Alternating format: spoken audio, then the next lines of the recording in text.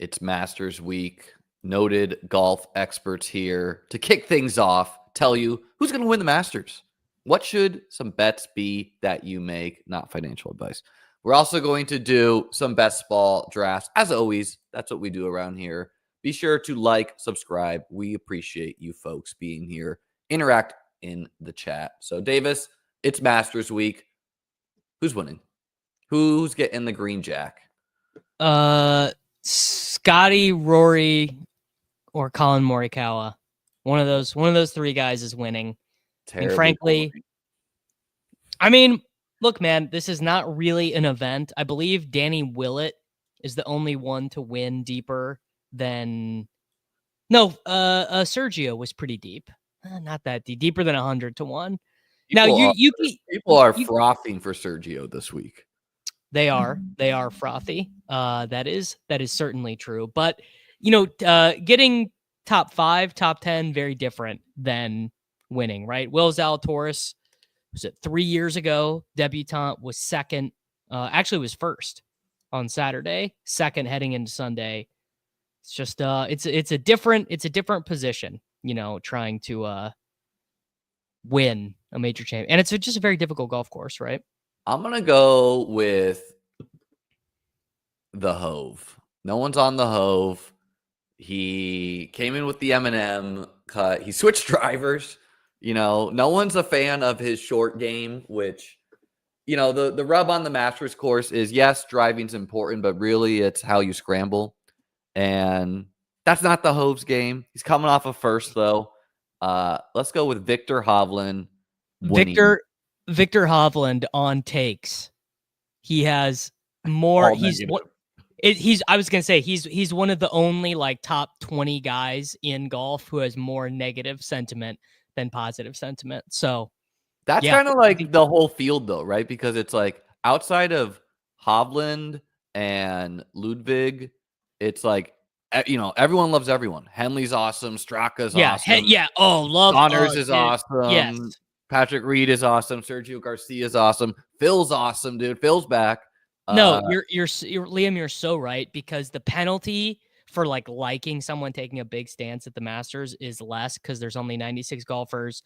15 of them absolutely cannot make the cut. We could sim it 1,000 times. They'd never make the cut. And then 30 guys from there are incapable of winning. So there's every year there'll be 15 guys who are real golfers who miss the cut. Maybe not even 15, honestly. Yeah, and it's okay, guys who, as someone that's been listening to a lot, Hideki, people aren't too into. Matt Fitzpatrick, no one likes. Max Homa, I don't know if you saw this. Max Homa hit 300 balls yesterday, and they Max Homa fired his caddy. No. His caddy broke up with him because Justin Thomas caddy, whatever happened. And basically the caddy has a better chance. Caddy gets paid based on how the golfer does. And Max Homa and the caddy are friends, but I am not willing. If I was going to fire on someone that the data would absolutely say never play, it would be Spieth or it would be Fitzpatrick. Those would be people are going to play Spieth. The people are going to, big talking point. If you want to just kind of fade some narratives, and this is a very strong narrative to fade, but the number one narrative at this course is course history. And I don't know, dude. Is Jordan Spieth's career the weirdest career ever? He's well, he was never really that good, is the thing. So the thing with Spieth is even when Spieth was great, he was just an okay golfer. That's the issue there. Yeah, if you look, and he's hurt. He's had a wrist injury for 2 years. Garcia is 60 to 1. People love Big Bob McIntyre as well. It's crazy, but hey, Davis. Let's rob Underdog blind together as a community. We're going to make the longest odd make the cut parlay. Obviously we're not going to be taking Scotty and Rory. You can't. So they don't you even have to short them. you have to go down a little bit. So let's find Kick us off. Kick us off here. So I just search. You can actually. This is actually cool. You can I search wonder for what. made cuts in the app. Let me try and do it on my phone. Sometimes it messes up on desktop. Because like basically it's not gonna let us do the absolute best guys. All right, made cuts. Oh, I can't do it. I can't do it in Champions, I think. So You you can't have do made cut picks, or what do you mean? Sahith Theegala. Yeah, for whatever reason, I do not have made cuts available. So we're gonna have to do Well, we'll make a T10s. made cuts for the people anyways, and Okay. you can just tail with me. Yes, deal. So you tell me the golfer, I'll pull up the odds for you. Let's go with what is Bryson? Does Bryson have a price? He probably doesn't. I would guess he doesn't, but let's see. He does. You want to fire up Bryson? Yes, Bryson to make the cut for sure.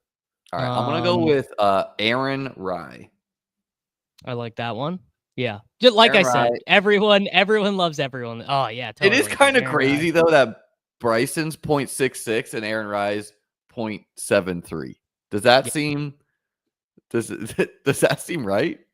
I mean, I would be hard for me to do the math in my head of what that translates to in terms of like money line odds, but it seems crazy, but you never know.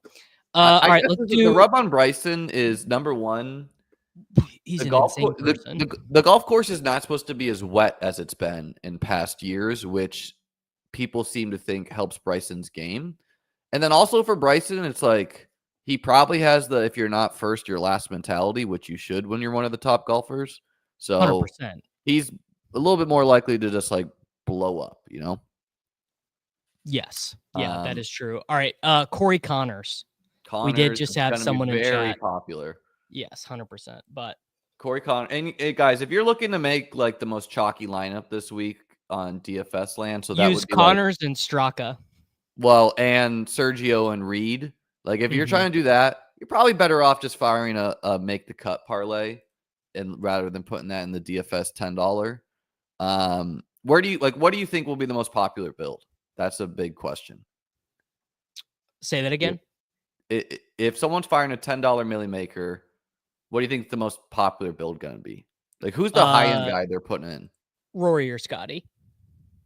I think it's going to be Rory this week. I think they're going to want that 1K. All right, you got Connors. I will go with Big Bob McIntyre. I like to always put when I play golf. Man, these are not great odds, so we're just gonna have to get. We just no. These are well in line with what because I was looking at this stuff earlier. These are more or less in line with what you'd get at a sports book. What I'm thinking, no. I don't think it's bad odds, underdog specific. I just mean just tough to bet. Yeah, yes.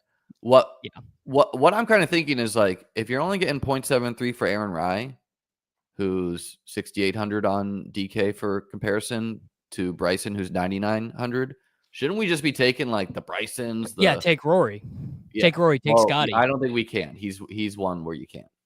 Rory and Scotty are in their own tier of Min Woo Lee. I bought him in the Swole Cutta auction that we did yesterday. He was one of the guys that I had. I tried to watch that. I didn't really understand so do you wager real? Yeah, it's just I want Rory $225. So really like you don't know how much you're gonna win until everyone's done. Until everyone's done. So like if someone just comes in and is like pretend you were playing with like a millionaire. Yeah, and someone was just like $2,000, and then you're like, well, damn, like now do I want to like put? Yes, so if someone let's it started obviously it started out slow $8 on this guy, $12 on this. Bryson went for $69, and everyone kind of backed off, but then Scotty came up, and I think Pete did like 135 or 140 on Scott, maybe 180 on Scotty or something. And then the prize pool gets really inflated, relatively speaking. So then you're like, oh shit. Well, actually, I want this guy, It's just kind of funny that basically the value inflates as it goes on. Yeah.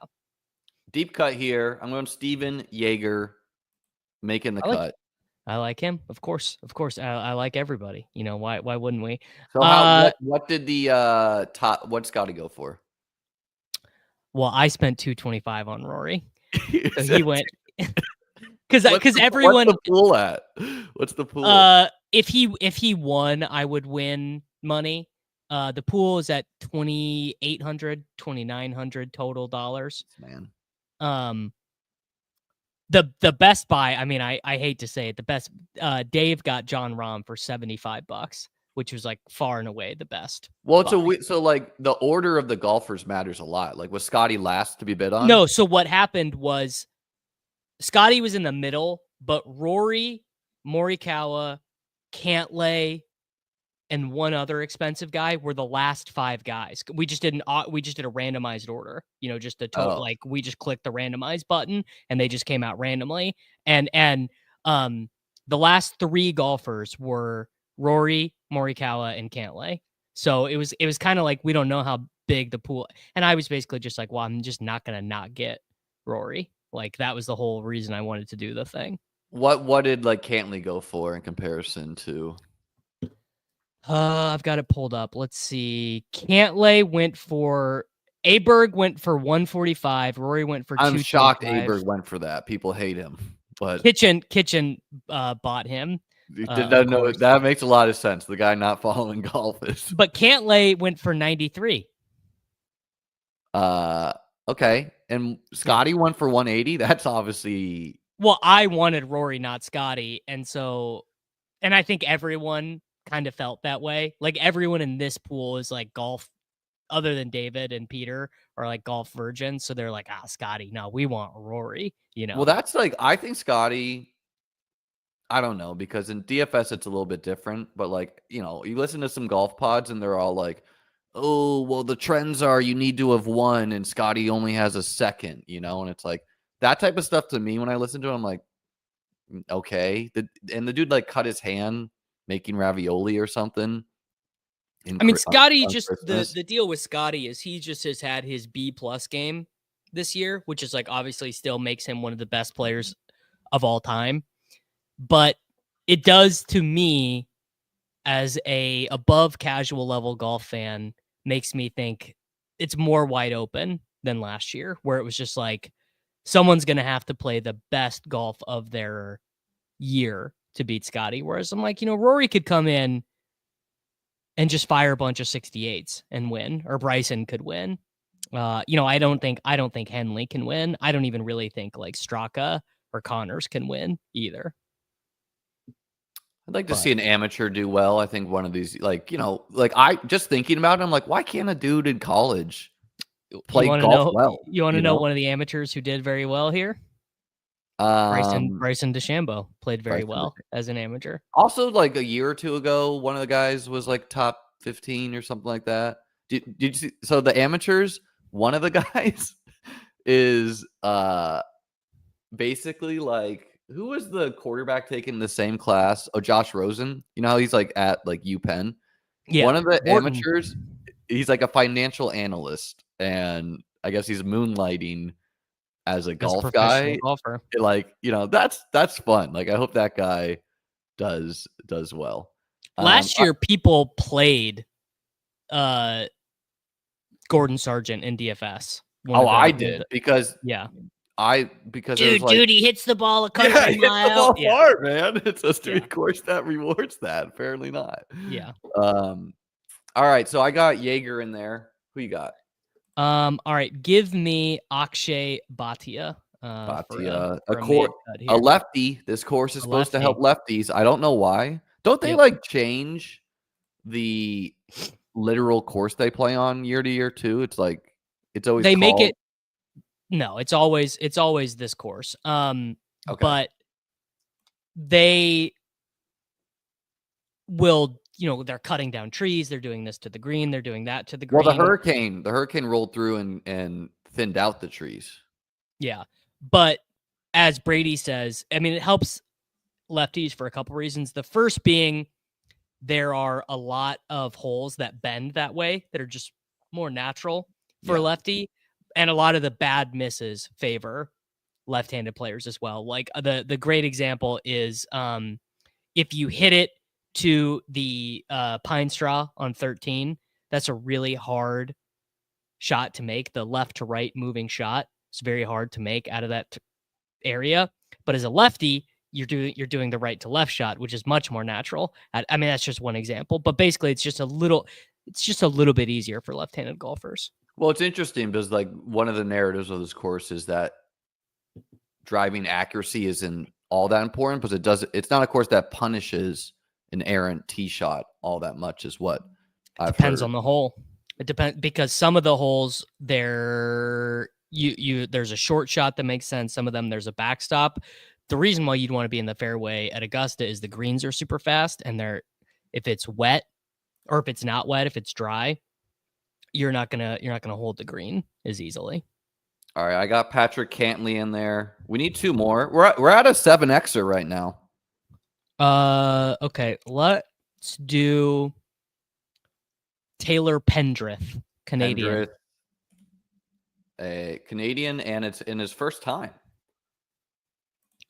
There we go. We can only do 8. They're not going to let us do max. 10. Do we want to? I could be convinced to swap Pendrith for Rye. No, but let's run this. This is good. Okay. I'm putting $50 in. That's a good sweat. I am I might be a little bit financially over leveraged.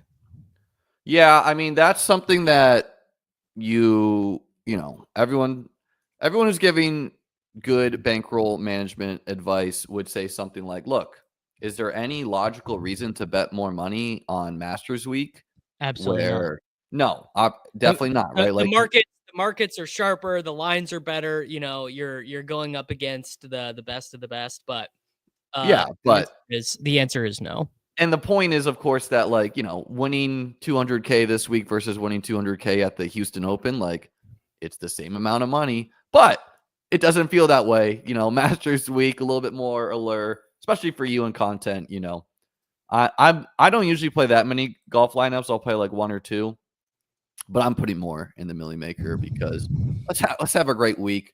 So that one I meant to read it off, but here it is. If you want to tail that, you can put in your own picks. Should we do one of missing the cut before we jump this? No, because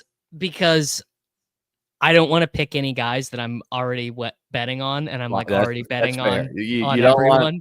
Don't want to bet against yourself. No. So okay, let's transition to football. Hope you guys enjoyed the rare a bit of golf talk. I did get 3rd in PGA Best Ball one year, by the way, where people are saying it more and more. I knew even less about golf back then, in the sense that really all I did, number one, the contest overlaid, right? So always easier to win. Are you in this one? God damn it, Liam. I'm in it. What? No, you're not. We're in a different one. It double insta-filled. God no. damn. That's my bad. What are we doing? You jumping in another? Jump in this one. I'm already in. It's registered. Here, you know what? I'll give you equity on this team. No, I'm sharing my screen. I'm in the draft.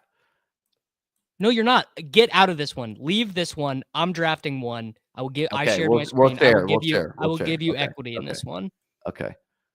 I just updated my new ranking, so I was looking to show that off, but it is fine. Okay, you got to. I shared my screen with you. Okay, fix this display. What do I do? This is all your guys' fault. How can I? I think you have to change it from your layout perspective. I'm in a Chrome window. You just have to zoom, make it thinner or fatter. All right. It's because my monitor is huge. There we go. Is that better? Is that what the people want? Yeah, I think that's fine. Like, it doesn't show the whole draft board. What are we picking out of here? We have the turn, so we're gonna have to argue quickly. The turn is chill. Guys, if you're in this draft quick. That's what they're saying. I mean, I'm really not a fan of the way the world is moving as far as like holding people's hands. Mhm. Even DK, it used to be if you missed 2 picks, you're on auto draft. Is it not anymore? I tested last night. It's now if you miss 6 picks. That is too many. That is too Well, many. guess what it is on Underdog? 0, none. Yeah, you don't get it. So I believe Mr. Newme has said that will be changed for Best Ball Mania. I believe that it is 2 or 3 auto picks thank the confirmed. Lord. I mean, like, Yeah. look, guys, give them a warning sign. Hey, if you enter this and you miss your picks, you're going on auto draft. Like, it's just, if you do the math, if you're 115 or anything, you are literally wasting like a day of your life in just like purely waiting. If there's like 1 auto drafter. And Yeah. sometimes you get like 3 auto drafters. Man, it is brutal. Okay. What do you want to do here, That's Liam? a rarity.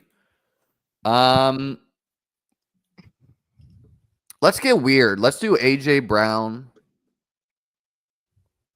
And yeah, pick your favorite running back. I'm down with Jeanty. Let's talk about Jeanty. That is a little bit of a weird one. It's unique as far as the market this year, but if you played, look at AJ Brown's entire career. Yeah, and also just like this has been his ADP for several years running, right? Like there are several guys who, Chris Olave, Jalen Waddle, right? Like guys who just last year it was T. Higgins. T. Higgins went from a 2nd round pick to a 5th round pick. Why? Because he had a bad year. He was hurt. Bad right? the year before. Yeah. So it is, being in the game a little bit longer and just knowing what the market was doing can be an advantage. But let's talk about Jeanty here. The Jags, I think the Jags and Patriots, I don't think they should. But like, if people think it's fine for the Raiders to do it, why would it not be fine for these teams to do it? Pairing Trevor, Brian Thomas, Jeanty, that would be fun, man. It would be terrible for ETN and Bigsby, but that would be fun. Patriots, like, seems like the Patriots are getting a little screwed where, number one, the Bills, they traded away Joe Milton, who cost them the 1st overall pick. And the Bills actively were tanking that game, which is super logical. Like, why would you give your division rival, in a meaningless Week 18 game? Why would you give them the 1st overall pick, right? Right. They were like, they did things like punt on their own 20 or whatever. Like, yeah, you know what I mean? Like, and what he said after the game was like, oh, I was trying to preserve health. No, you weren't. You were trying to prevent them. But yeah, it seems like the Joe Milton trade did happen, right? There was some questions whether that would happen. I think it's good business by the Cowboys. A 5th round pick for maybe a good quarterback, right? I think it's bad business by the Pats. But Vrabel has his own guys. I get it. Whatever. I don't know if it's a good decision by the Patriots or by the Cowboys. No, it's bad by the Pats. I mean, it's a 5th round pick. For the Pats, though, it's you took this guy with the 6th and you got a 5th the next year. So basically, you just what's the point of the Cowboys doing this though? Dak is like very hurt and bad, and Joe Milton is good. Joe Milton is not good though. Okay, probably not. But Joe Milton is actually, I would say, Joe Milton probably. It's so funny because so many people's frame of reference for Joe Milton is just that game, that Week 18 game. Anyone who watched him in any of his 6 years in college was probably like, this guy is giga ass. Like, this guy is look, just not good. Is he gonna work out as a starter? Probably not. But like we've seen weird things, man. We've seen Geno bust and then turning around. We've seen Sam Darnold bust, then turn around. Geno Obviously, was really good in college, though. These guys were better in college, but Milton showed enough that I thought it was fine. Let's take. We'll wait because I know Tyler didn't even want to be drafting with us. All right, he takes breaks. Let's take Jameson Williams. I'm a big JMO fan. Think he is like a no-brainer fit for the format. And if you want to pair him up with Worthy, I'm cool with that. If you want to do something else, I'm cool with that. Should we take Hurts or try and push it? No, I think you push Hurts always. Okay. You don't need to. Like, I'm not as into pushing Joe Burrow anymore just because the tier feels pretty similar at the 6-7 versus the 4-5. It's like, okay, I passed on DK Metcalf to get Joe Burrow. And instead I have whoever, Calvin Ridley. But yeah, no, Hurts will randomly fall to the 5th enough. Mm-hmm. Wait, you said you are less into pushing Burrow or more into pushing Burrow? Less into, like, when the contest opened, I saw him regularly falling. So I was like, okay, I'm just going to take him in the 6th round, right? Because I know it's going to be there, right? Like, here, I'll show you my favorite team I've drafted so far. And then you come up with one. I'm sure you have some real values. I don't even really look, honestly. I needed this draft more than you, by the way. I'm only at 92.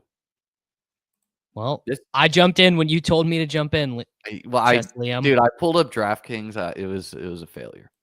So Joe Burrow and Dak, double elite quarterback, right? Like, Dak, you feel a little bit uneasy about, but probably going to be an elite quarterback.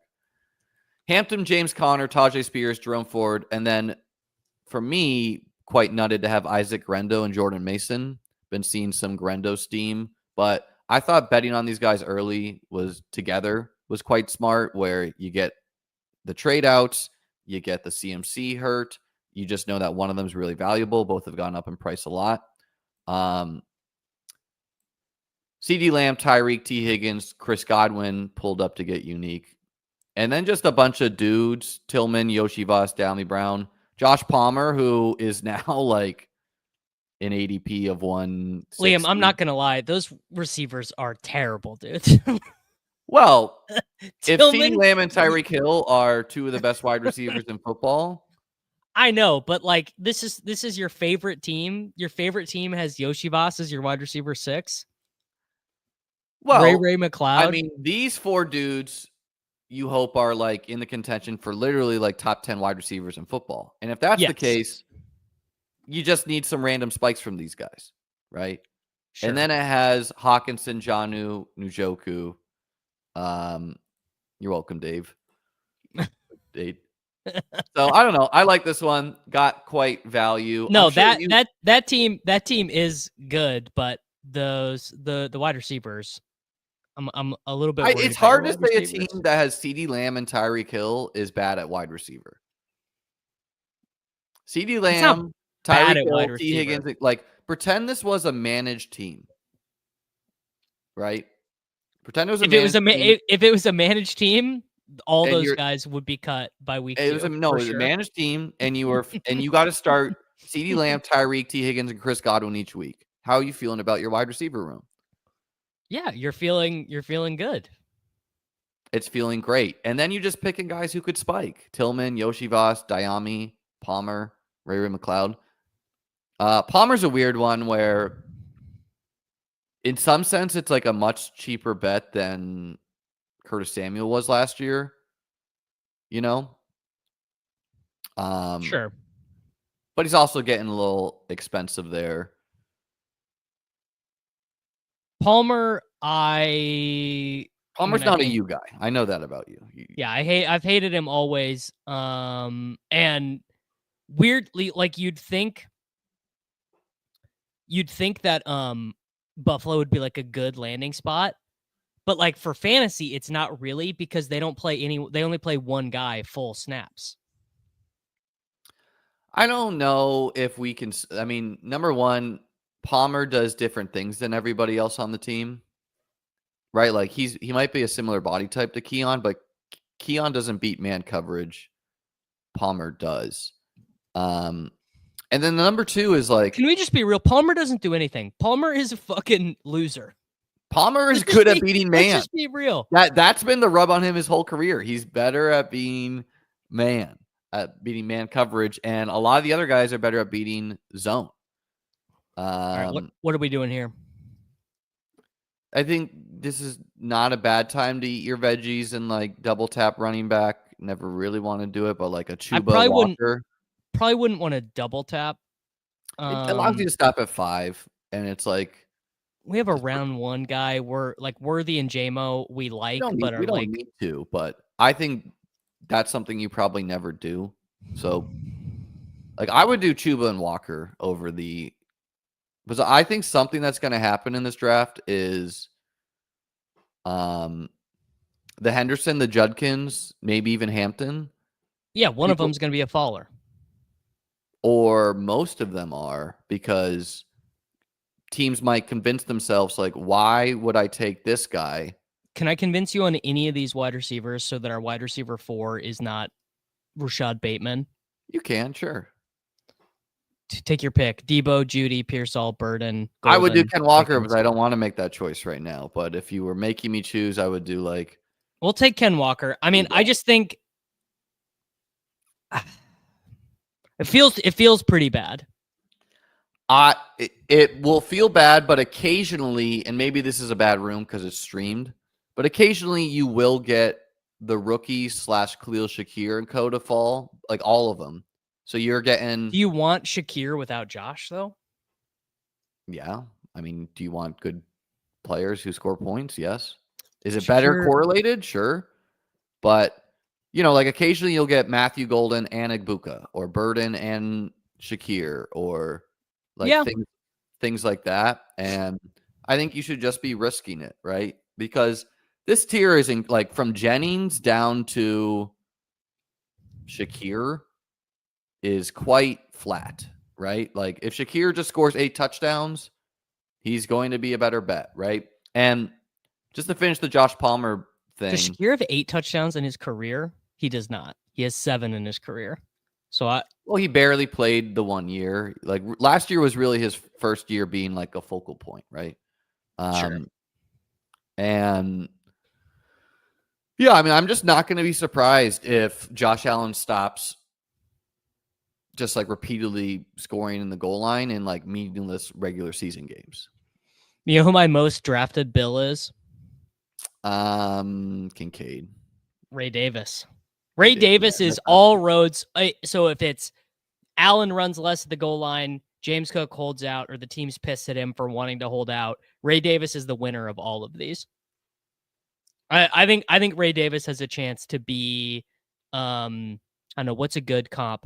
You remember when the Falcons had Tevin Coleman and Devonta Freeman? Yes.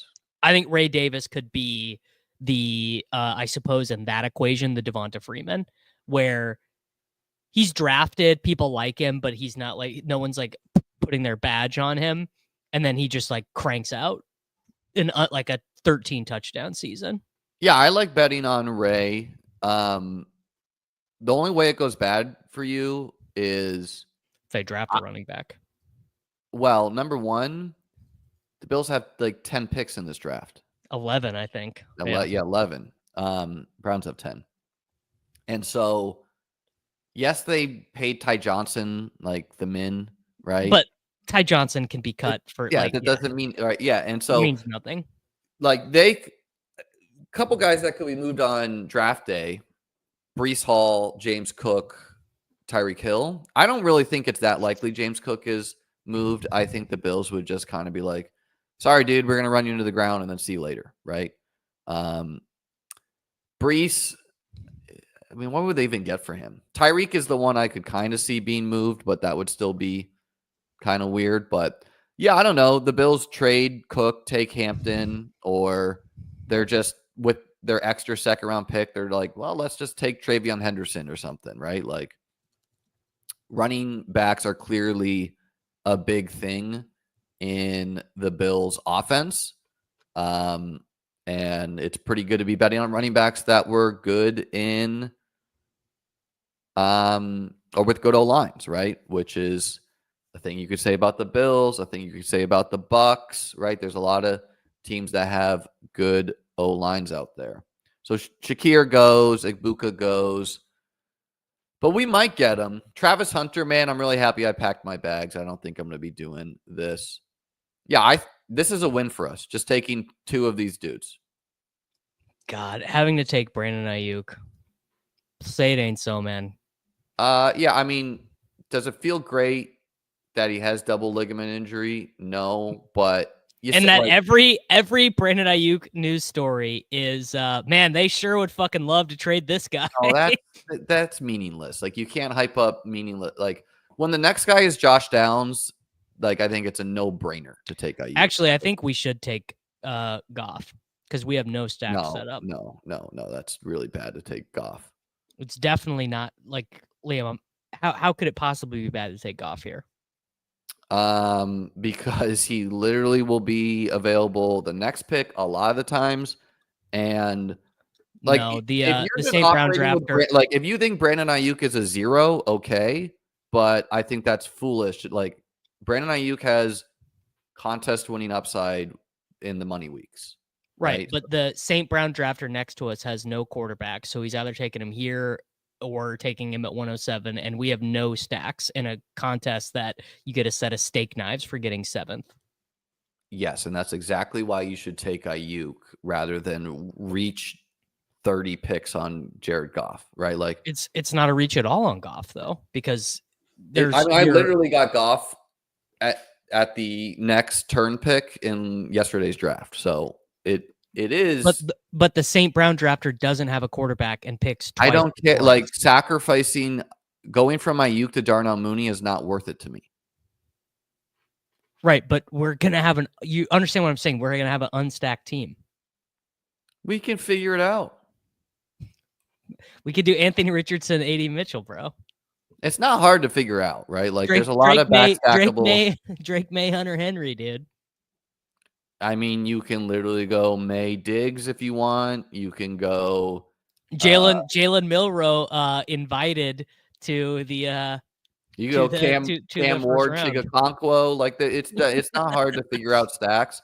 And my point is that Brandon Ayuk, yes, there is major downside, but there is literally like nutted pick money rounds upside, and that is why you want to take a guy in a very top heavy contest. Like, I like Ayuk. Do I like that he has the injury? No, but there are other guys coming off injury who are not as penalized. True. Yeah. I guess we could just take whoever we think Burden's quarterback is going to be. I mean, honestly, take Dak, I guess. This is what you're working with in the big board. That's part of the game, right? Like, is trying to just fall into stacks.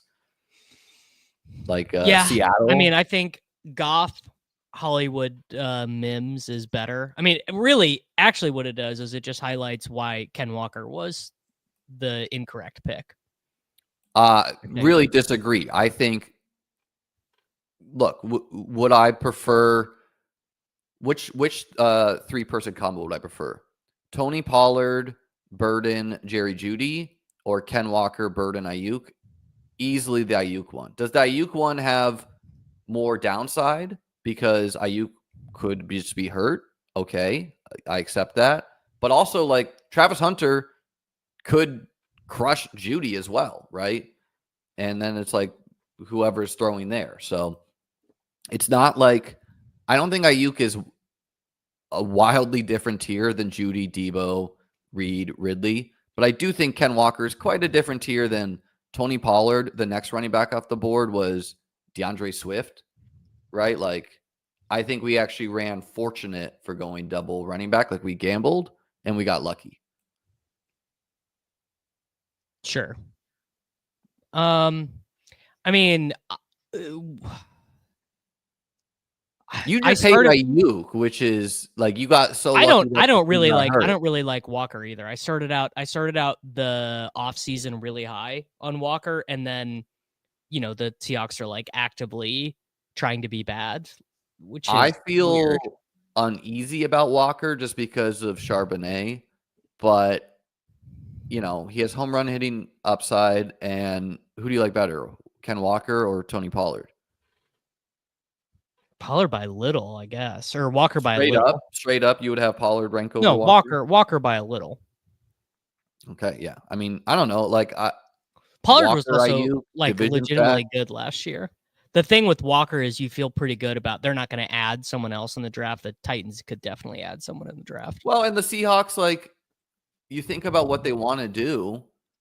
I think they want to be this 12 personnel team, right? 2 tight ends. Like, this should be a friendly running back environment. Like, defensive head coach, he's trying to mold it to be like that, right? I don't know, man. Having a room of, like, I feel uneasy about Chuba too, just because I like Rico, but you could see yourself being quite happy here. What do you want to do? So, yeah, you can do Fields here if you want. He could be totally crushed on draft night, but I think it's fine to embrace that risk. Who would crush it? I don't even think Dart crushes him on draft night. Dart 7 crushes him. I don't think so. That would be really bad. And then I'm okay taking Herbert if you're panicking about quarterback, or I'd be fine with Bateman or Mims. What about Njoku? I like Njoku a lot. Yeah. I just keep on making that bet, but he's not that dissimilar of a bet than like Tucker Kraft the next round, you know? If they bink something at quarterback, like either it's the rookie they take is good, Kirk shows up and is healthy, whatever it might be, if they bink something at quarterback and they don't take Travis Hunter, Njoku is like a huge win.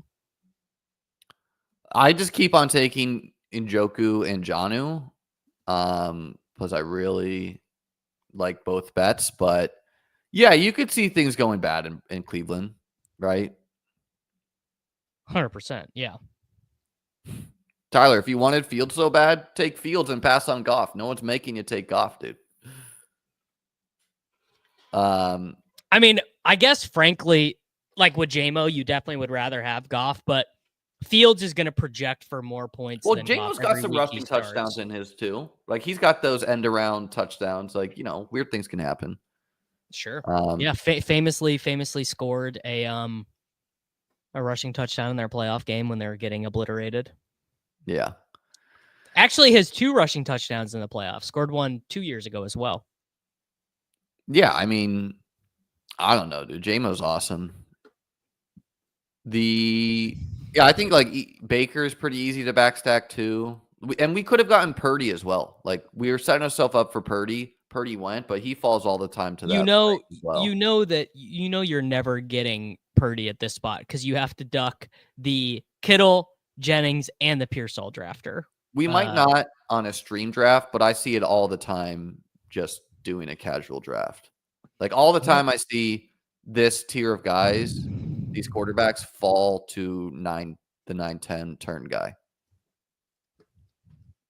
Well, I've never done a big board not on stream, so I don't even know what that feels like. Try it out, man. It's funny that we took Fields, given that we spent like 30 minutes arguing about Fields last time we did this. Well, I don't think people were really understanding what I was saying there. It's like, I think Fields is fine if he survives draft night. That's pretty awesome. But in the context of this contest, he was much cheaper. He might not survive draft night. And it's not like he's a 7 times better bet than Brock Purdy, Baker Mayfield, Jared Goff, Bo Nix. Like, as far as like individual week performance, season long performance, I don't feel like I'm like acquiring a league winner. Could he be the highest advance rate quarterback? Sure, but yeah, Fields in round 17 or whatever is going to be the highest advance rate quarterback. That might, but Fields in round 9, I don't feel that way, right? Yeah. I agree on that. You know, like he'll project for like how many points would he project for week 17? 19, 18. Yeah. Right. So it's like, yeah, look, that's fine. That's pretty similar to every other quarterback in rounds 9 through 11. What would his ceiling projection be?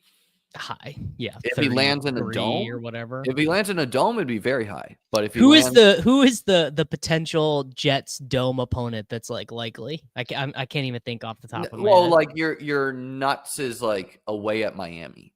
Like that's your hope.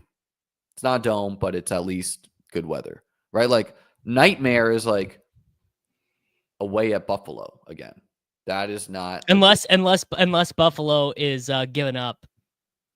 Teams don't give up week 17 though. Like we just don't see that. Yeah, I guess mostly not. Although the AFC East is pretty fucking putrid. Well, the Patriots, you could see them taking a huge leap with all these defensive adjustments if they get the offense right. Yeah. All right. What do you want to do here? We have got 3 running backs. We're pretty light at wide receiver. We have Justin Fields as our quarterback, David Njoku as our tight end. You have an egregious ranking on Benson. On who? Benson? Yeah, I'm just not as into Benson. I mean, so you could do Trevor and Tank here. I know it's another running back, but that gives you 2 quarterbacks that I'm fine stopping with. I would rather do Penix and Pitts than that if we were doing a stack. Oh, Pitts, man. I would do Trevor and Tank, but if you want to go wide out, like Keenan, whatever. I don't know, because the thing about Tank is he has to survive the draft, but you could see him being a poor man's Bucky Irving with like what's your read on ETN? Like, is he like what was last year? My read on ETN is that he was never the same after the Liz Frank injury. Like the Liz Frank injury just dusted him. But that was a while ago. He put up good fantasy seasons, but not good efficiency though. He really only has one good year of efficiency, which was 2020 through 2022. He was good and efficient. So that year, 50% success rate, 5.1 yards per carry.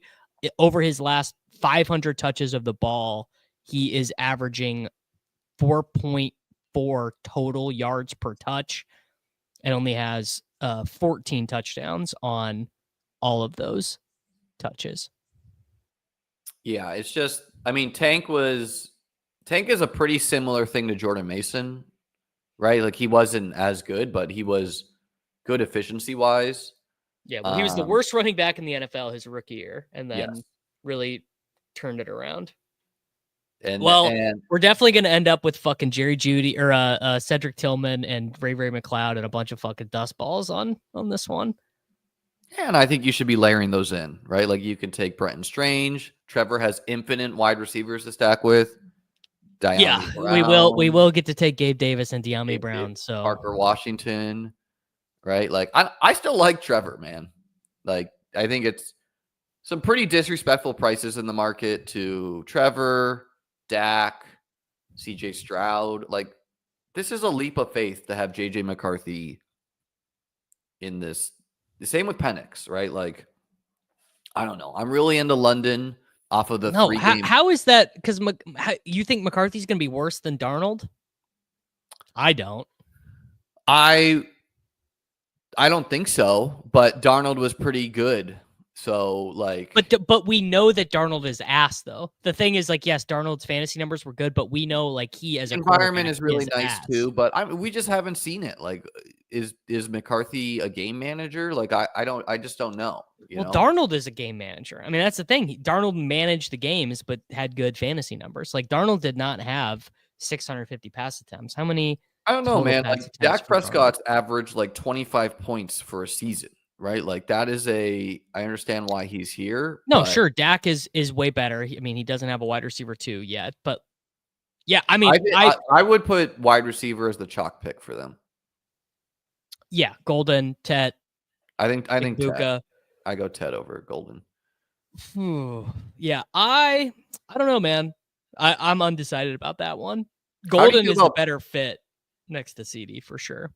How do you feel about Penix? Because I really like Drake London, so I feel forced to take Penix, but yeah, I wouldn't pretend to like know what this like last 3 week sample was against Carolina, like the Saints and Tampa or something like that, where it's like some of those teams had something to play for, some of them didn't. But Drake London saw target totals of like 18, 13, and 8. So that is pretty good. I think Kirk gets traded on draft night to Cleveland. What do you think? I mean, it makes sense for all parties, right? The Stefanski connection,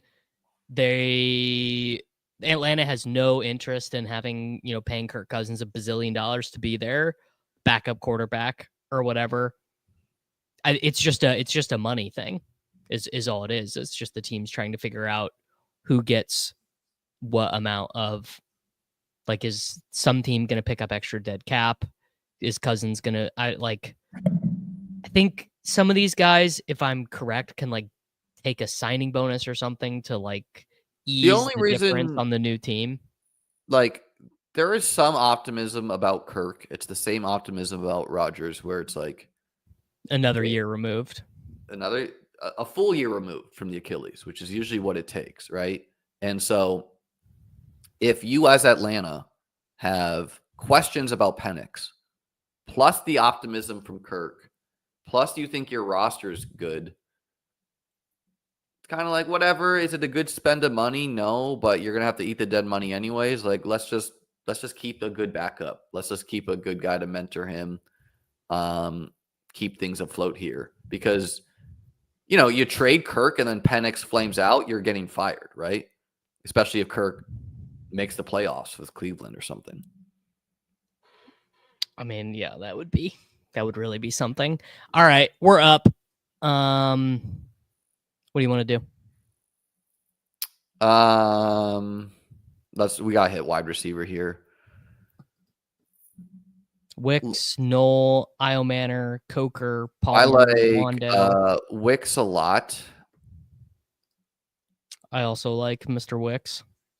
And then it's like, I mean, I don't take Coker a lot, but I think it makes sense to mix him in. It's some teammate correlation with Chuba too, where I will believe anything out of Carolina. Like, if you want to tell me Coker is wide receiver 1 next year, I will believe you. If you want to tell me Leggett is, I'll believe you. If you want to tell me it's Thielen, I will believe you. If you want to tell me it's Tet McMillan, I will believe you, right? Like, I don't know how it's going to sort out. I know how the players did last year, but seems like enough uncertainty where it makes sense to roll the dice on Coker on a team that needs some wide receiver help.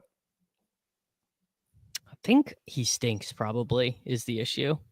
Well, I mean, efficiency-wise, he was awesome. Like, yeah, I mean, look, could he be benched? Sure, but I don't know, man. Drew targets, rookie, probably sets up a quarterback as well with Bryce fall sometime. I think Bryce already got picked. No, he didn't. No. Yeah, Bryce could fall. He does fall sometimes. I think that's Wicks. I still like that bet a lot. Probably the thing about Wicks is he can always get there. Like, he could be awful, all these drops and everything, but if he just randomly has one game where he remembers how to use his hands, he can smash. Because he is still very good. I mean, that is the thing. Is like, I don't even think anyone, even the biggest anti-slappy people, would be like, oh yeah, Wicks is bad. Like, he's still elite at getting open. I thought the Wicks love last year was crazy, but I think he's a quite good bet this year. I just thought it was crazy because Christian Watson wasn't hurt, but he is right now, right? And, I mean, he's just probably not going to play this year. I tend to fade the assumption that someone can't learn to catch. Is he going to be one of the best catchers of the football ever? No, but like, I've been around fantasy long enough that like Devontae Adams was bad at catching the football. Jamar Chase was bad at catching the football, right? Like, things change. You never want to choose between Coker, Thielen, really. Personally, I don't. I'm sure some people are jazzed to take Thielen every time, but like, no, dude, the coke heads are the crazy people.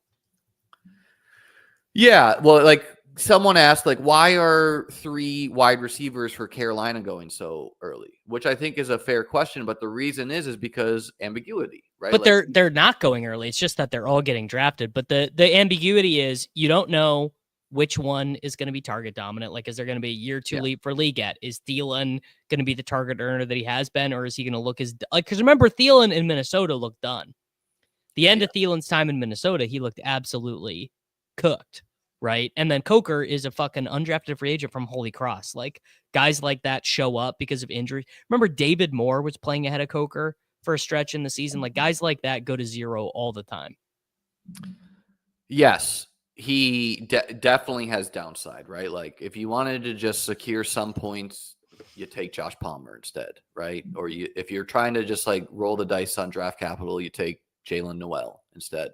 But it's just really not going to be that surprising. Like Adam Thielen's a 0 week 4 and after, and like Coker is whatever, wide receiver 30. Like that, I would buy that. I would also buy Coker is wide receiver 5. Like doesn't whatever. But I don't know. I think you should be layering in some uncertainty bets. It's the 14th round. You need wide receiver help. Who cares, right? And it's not like all these rookies are going to work out, right? Like, sure, we're at the time of the year where every rookie is awesome, right? Like all these pods are just yeah. parodying. We love all these dudes. Yes. We love Io Manor, we love Jalen Knoll, we love Jaden Higgins. Yes. Jaden Higgins is Brian Thomas. Trey Harris is Brian Thomas, right? Like, I don't know, man. It's just like some of them are going to be Luke McCaffrey, right? Some of them are going to be. Most of them are going to be Luke McCaffrey. All right, we'll take Strange here. He's a then no-brainer. we could. And I think Neal is also like I would buy that ADP dip. All right, well, Neal goes. So definitely Strange. Braylon Allen, kind of a big tier, but I like Brashad Smith too. I like what I'm hearing about him. I like Brashard Smith, so we'll do that. Everyone's saying how he crushed the Senior Bowl. He ran fast too. I think you also could have like grabbed another tight end there, but whatever. Just grabbing Strange. Can you read the team?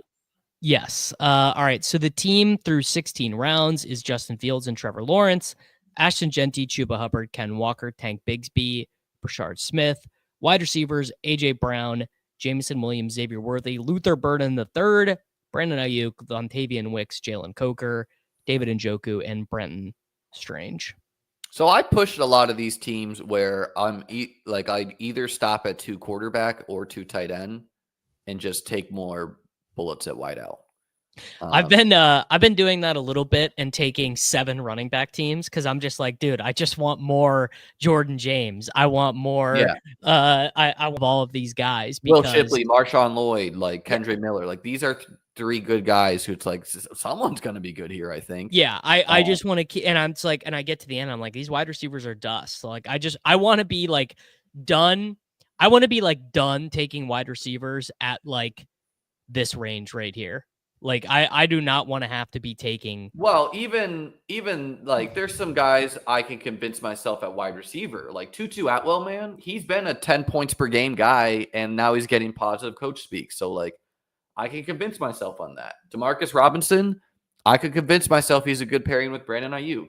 MBS, I could convince myself he scores some touchdowns. Mike Williams, is there precedent for a guy to like get hurt, come back, and then be good again? Maybe not, but not really. I could convince myself on that. Deontay Johnson, I could convince myself a team signs him, right? Isaac Tesla, Dante Thornton, like these guys are getting pre-draft visits, right? Like the Bills brought in Tesla the other day. I could convince myself on that mystery. Isaac Tesla is definitely going to be awesome at being the wide receiver 5 on the Bills. He's going to be like the best wide receiver 5 you've ever seen. Roman Wilson, Jalen Polk, I can convince myself. You know what? Roman Wilson, I definitely have talked myself into several times. Yeah. Yeah, there are a lot of wide receivers. I redid my rankings yesterday. I'm starting to feel good about, I don't know, just a lot of like Tutu Atwell. I could see a 6 touchdown season in there. Teams selling out to stop Devontae and Puka, and Tutu just get some deep ones. Yeah. No, that's a possibility. I mean, Jack Beck. I like him too. Sal Vetri's out here calling him Puka Nakua. Sal, that's a man who is who's gonna move some markets out here. Yeah, the last 2 rounds of wide receivers do not feel better to me than the running backs. I get to this tier and I'm like, these guys are all zeros. No, the running backs feel quite good. I know a lot of them are going to be zeros too. But they feel better though, is the thing. Is because you're like, dude, you just end up being a 5th round pick to the right team, and it's the thing is that running backs don't have to be good to get fantasy points. Wide receivers have to be good to get fantasy points. Yes. Running backs can just end up and enough guys ahead of them get hurt. All right. What do you want to do here? I'm going to wait because I don't think the lag is long enough to state it. I think we should take a wide receiver. I think we should take Kyle Williams. Yeah, definitely Kyle Williams and Slayton. Those were literally the 2 I was hoping. Like, I mean, dude, and Chris Sims we trust. Like, if this guy going in the second? Gabe Davis on this team. No, I think Slayton. Gabe's going to be there, man. This is our 8th wide receiver. We don't need another one. Yes, we do. Actually, it would be our 9th. No, we do. We got Ayuk. Like, we got to piece it together. I think Kyle. Dude, Slayton's going to cook with Russ. He's like sucking up to him. Right, Darius Slayton needs to get off of Twitter. I'll tell you. Dude, he's tweeting all the time. Guy cannot stop. He's like tweeting like, let's ride, stuff like that. Yeah, this team stinks. We're all out of whack here. It all comes this Ken Walker pick, dude. I look forward to you cutting me $100K check when this wins. $125K. I'd love to. No, we're taking taxes out beforehand. Well, I'm responsible for my taxes. You are not. No, I'm gonna have Underdog take it out when I get the check. Okay, well that's not usually how that works, but I actually don't think they offer that. DraftKings and FanDuel will let you have the taxes. They'll just take so they don't send you a 1099. But no clue if Underdog will provide that option. Probably not. Davis, jump in the next one. Go. All right. One more. Fuck. Did you get that? I'm in. I think. Yes. Assuming that you didn't enter the $10 on DraftKings. Oh, I got the 101 too. All right, cool. All right. You finish out that one. Or what's that team need? A tight end, clearly. A tight end and a running back. I don't think it needs a running back though. We've got one potential stone zero. We've got handcuff tank, and then 2 older guys who I don't know. It's probably I don't know. When you have a trio of those 3, I think you can just roll it. But yeah, we'll add that back to end it out. But I would I guess tight end running back or tight end quarterback. Might as well go running back. I'll probably take Jalen Milroe. Stay woke. That is. They only invited 13 guys to the green room, and he's one of them, brother. They like to highlight dudes' faces as they fall in the draft. That I see the way it was reported is that they're trying to avoid that. They said the reason why they invited less people this year, they've been scaling back the total number of invitees, is because they want to avoid the. This is correct, by the way. Just like pretend you won $100. Davis would send me 50, and then and he would declare on his W-2 that he sent me 50, and he'd pay his taxes on his $50, and I'd pay my taxes on my $50. That does not have to be how it works, though. I've done it both ways in 1099ing. Like, I've done this with Kitchen a number of times. No surprises. Who do you think handled the tax burden when David and I won some money together? I'll give you a hint. It was not David Kitchen. But then I've also had it where there's no W-2 sent in between the individuals. The money is just gifted effectively, which is obviously it's harder to do now because right. And also depending significant amount of money, generally you send it and declare, or you issue them a W-2 or whatever. All right, I'm taking on this team Mason Taylor and and Taj Brooks. Sure. People like him too. Yeah. Okay. David, hold us down. I'll be right back. All right. We're back up. First round of this draft. I took Jamar Chase, 101. The rest of it went pretty chalk. I guess Liam took Brian Thomas at 6. Interesting. Setting himself up for a small flip the board. Have you guys noticed this, that the right side of the board at like all the money rounds has like the way better picks than the left side of the board? The left side of the board, rounds 2 and 3, you're picking guys who you don't feel that excited about. T. Higgins, Josh Jacobs, guys like that. Left side of the board at 4 or 5. Left side of the board 4 or 5 fucking stinks, dude. You're like, all right, James Cook, Zay Flowers, Roma Dunes, Ted McMillan, guys you just don't feel that good about. The right side of the board, even 6-7, you're still feeling better about the right side of the board. So I have noticed that. My personal hope is that the NFL draft shakes things up enough that the left side of the board balances out to some degree. But the left side of the board sucks. You do get the Jamar Chase Barkley advantage in terms of projected points, but the right side of the board is way cozier. Oh, it's infinitely better here. I took Brian Thomas. At like the first 100 picks, the right side of the board is better. Well, I definitely feel it. You're on the wrong mic input, I think. I definitely. You just weren't talking into it. Oh, I definitely feel it in the second round, right? Like it feels infinitely better to go Amon-Ra, AJ Brown than Saquon, T. Higgins, or whatever. But tends to even out a little bit, and it's not always how it feels, right? Like several years running, it's never how it feels. Yeah. Although I would say the back half is almost always a good place to pick. Yeah. I mean, what was it? 2 years ago, the CD Amon-Ra, but that year everyone said, "Oh, dude, huge tier break. You can't win from the turn." So we're never right about anything. I mean, I suppose that's the thing. Yeah, I just don't, usually getting 2 top 16 players in fantasy. It's gonna feel good. It's going to be good. I like the pulled Brian Thomas Jr. move up.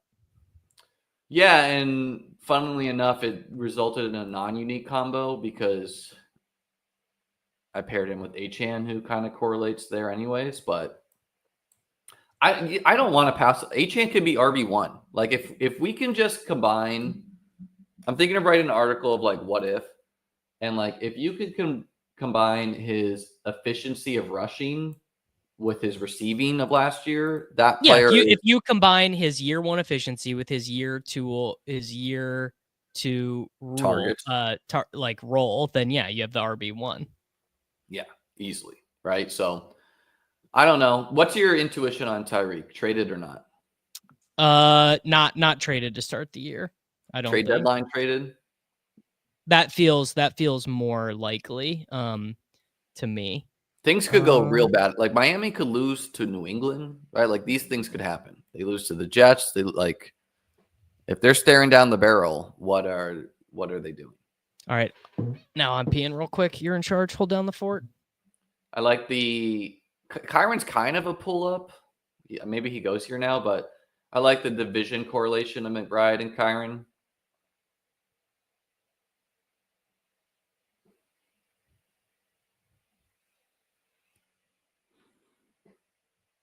Who might trade for Tyreek? Well, I would have said the Rams previously, but not anymore. I would still say like the Commanders. Debo doesn't preclude them from doing anything.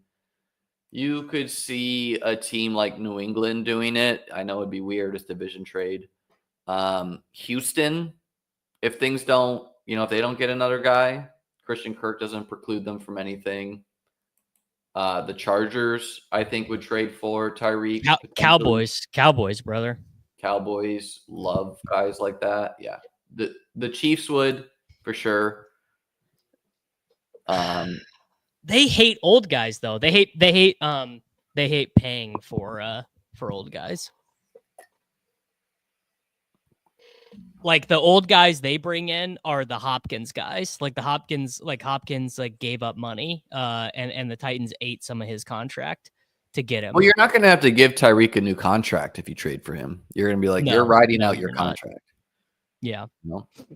I don't know. I feel to me the most and like Karain was saying this yesterday too. Like, there's just a lot of different, or Jacob was saying it yesterday. Like a lot of ways that Tyreek cannot be on the Dolphins. I feel like basically what I'm doing with the Dolphins, Liam, is I'm just throwing out last year. It's just like last year, just like did not happen to me. Like the Tua was concussed in week 2.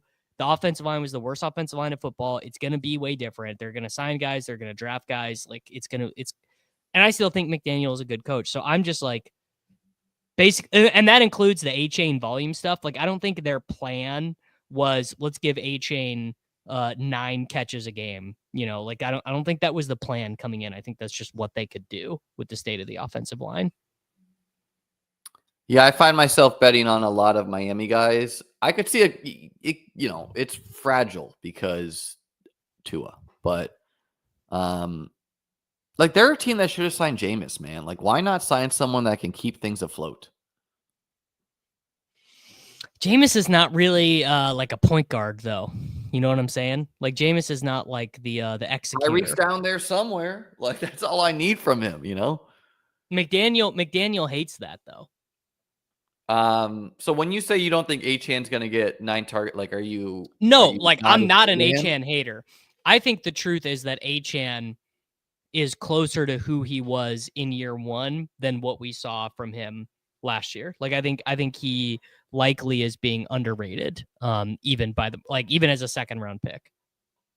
Yeah, I don't know. I find myself taking him a lot. He's just like, I think back to DFS and it's like, oh, I always wanted to play Achan. Why would I not take this guy in the second? Catches passes, right? Pretty into him. The quarterbacks go. Really not taking as many of these guys. Starting to see some no Badgers showing up in the old big board lobbies. That is always encouraging. Grow the game. Seen some wild rooms where I love to see the game that I love growing. All right, Liam. Jaden, a no-brainer with Terry. Getting most of the game. This was like the team that I reached the finals with pretty much. Brian Thomas, Terry, Jaden. Achan wasn't there, but he is now. Yeah, Hampton, where are you on this Hampton slight? People are saying he's too upright. He's not as special.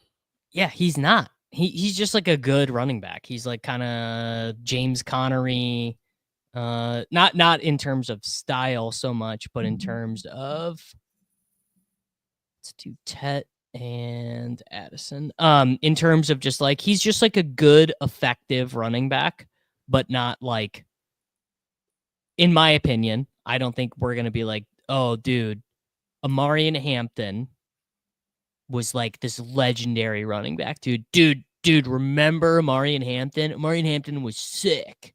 You remember like Doug Martin, which was like ripped off. Like he ripped off like 2.5 years Yeah. Like, oh, fond memories. Oh, yeah, that guy was pretty good. But, he's just a good player.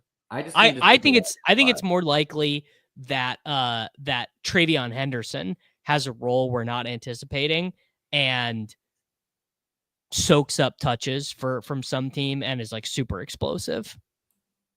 Yeah, I'm really intrigued where all these guys go. How underrated can somebody at ADP 14 be? Let me put it this way.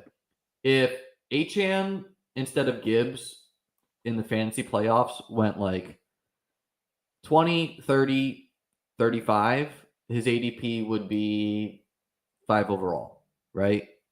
Instead, Gibbs had the good fantasy playoffs. So, like that, that's how we could be viewing Achane. Did that happen? No, but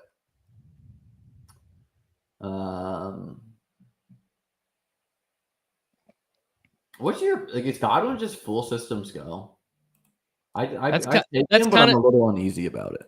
That's kind of the way I'm treating him. Yeah, because If that's a true, though, is he not like a second round pick? Well, the more complicated question is Jalen McMillan's role grow year over year? Like, he was really good after Godwin got hurt. No, he was good. 1.7 yards per route run. I think he scored like 5 touchdowns after Godwin got injured. Like, is there a larger role for him? Does Godwin, like, if he's not, it also might be like he's healed, he's healthy, he's on the field, but he's not like 100% good to go. You know what I mean? So his efficiency suffers a little bit, but I think I think he is probably a value here. Yeah, I'm a little like I still rank Olave and Waddle over him just because I know Olave has the concussions, but they don't have the same injury questions. I still have some injury questions on Godwin. I know what reporting's been, but I don't know. The dude broke his ankle or whatever. There's been some rumors that Jordan Addison could get traded to Buffalo. I really don't think that started on some like Bills beat writer that's not connected. So I don't think that it just makes sense. Like, doesn't it seem like the Vikings are kind of all in? That the Vikings are all in? Yeah. Like, why would they trade Addison? Like, they are, the Vikings are, I think, kind of the reverse of all in. They have a quarterback on a rookie scale contract. Like, well, they're like, they brought in a bunch of O linemen. Like, they feel like this is their year to like reach the Super Bowl, go far in the NFC. I don't see why they would trade Addison. That's not a we're winning the Super Bowl move, right? Yeah, Jordan Addison is not going to be traded from the Minnesota Vikings for like any price, I don't think. Yeah, I don't see it. But I've just read that several places. If it was one place, I wouldn't bring it up, but I have seen it elsewhere. Yeah, if he got traded, it would be because he's like a total asshole and they don't want him around or something like that. Well, like, yeah, you would trade him because he's a head case. Yeah, which I don't think is true, based on what I'm understanding. Well, I mean, he obviously has issues. He was arrested several times now for racing, speeding, asleep yeah, in his car, yeah, while drunk driving. So, like, there's some issues there. Someone was telling me that Rodgers is supposed to be with McAfee in Pittsburgh or something soon here in like a couple days. So maybe we could get the final announcement. How brutal is that situation? How brutal? Like, why that, is that like, going so long? It's April 9th, dude. It's April. Can we just, by the way, Liam, I do want to say I've officially joined you now. Najee in the 60s is we've lost it. We've lost the plot. Absurd. Like, people are just not operating like there's any risk ahead of the draft. It's the time to draft Najee Harris was a month ago. You just be done with it now. Let someone else do it. And as someone that wasn't, I'm not afraid. Truly. Like, I'm not like, oh man, I really wish I had those Najee 100 teams. I feel that way about Travis Hunter. Like, I could see him being rookie year Justin Jefferson. I'm not afraid of Najee like falling into the end zone 40 times. Yeah. Yes, Travis Hunter way more likely to dust you if you faded him. Najee can be a good advance rate guy. Like Najee can be like a 31% advance rate guy for the people who draft him in the hundreds. But Najee is not going to be like, there is no scenario where Najee is the story of the fantasy football season. Najee over Ken Walker, man, like that is crazy. Yes, that is crazy. That is just stupid. Truly, like, okay, if you're a Najee lover and you want, like, your hope is Josh Jacobs with the Raiders that one year, but by the way, he was like a 8th to 9th round pick that year. He wasn't a 6th. And also, I don't think Najee's nearly as good as Josh Jacobs. I think no, he's not. All right. Najee could have 15 touchdowns. He needs to. He needs to be that, right? Dane Brugler's The Beast came out today, and he had Caleb Johnson as his running back 3 ahead of Judkins and Henderson, which I thought was pretty notable. I've stayed high on Johnson. People are like, why are you still so high on Johnson? And yeah, everything I've heard, I still think this guy's going in the 2nd round. So I'm remaining. I know you were high on him early, but I never really wavered. I just kind of kept him high. I'm still mixing him in. And I feel like that's how we should just be treating this tier of Henderson, Judkins, whatever. Like, we have no idea who's going where, who's going to fall in love with them, but it is nice. Yeah, that I saw a lot of people tweeting about the Beast. I don't really know what it is, but sure, Dane is a good prospector. It's basically just like the most comprehensive research in one spot for the draft. Like he's got, I looked today, he has 216 running backs ranked. So that it's a lot of what did you say? 216 running backs ranked. Yeah, that's absurd. Like what? Yeah. Why? I mean, he just does all the work to get like obviously not all of them have like a write up or a blurb or anything. Like I think he does like the top 30 at most of the positions or whatever, but it's got like all the it's got all their heights, weights, 40s, arm length or whatever, like for basically everyone who does it. And yeah, like NFL teams use it. Like it's a useful document. To get to 200 and it's like better to do 16 more. I think some prospects submit their stuff to him as well. I think Najee is in the running for the guy who would score the least amount of fantasy points if he scored with 2 touchdowns. Yeah.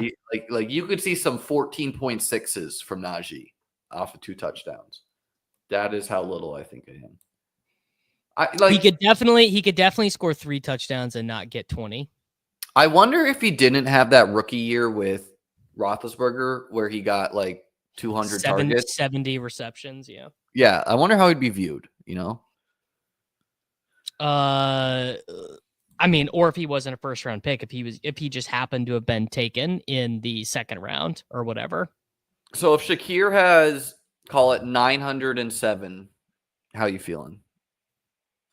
Like he was a pretty good guy to not build my strategy around. 907 is a really good year. Right. And that is kind of like Shakir's 75th percentile. That is not too far from what Mike Evans was last year. Mike Evans was 1,011. Right. But he only played in 13 games. Evans did? Mm-hmm. Well, still, I remember Evans being an awesome guy. He was on all my good teams too, but I don't know. But he missed a month. When you get targeted as much as Shakir, you just got to run hot on some touchdowns, right? So, why are people going crazy in the chat for Najee? Where do these people come from, dude? Get them in our drafts. Get them. Hey, Najee lovers. Like We're firing who was the last person to take Najee Harris in their fantasy draft and be like, "Fuck yeah, dude, killed it. Fuck yeah, dude, Najee." Hundreds of people. No, but he's never good. He's just never good for fantasy. 2 years ago, I did some like Jalen Warren scored in the preseason on like a 80-yard touchdown run. And I like quote tweeted the video and said, I just made something up. Like Najee Harris has never run for 30 yards. But it's true. It went so viral. People loved it. Warren, man, he's just got to dodge like first round running back, second round running back, and then that's pretty appealing there.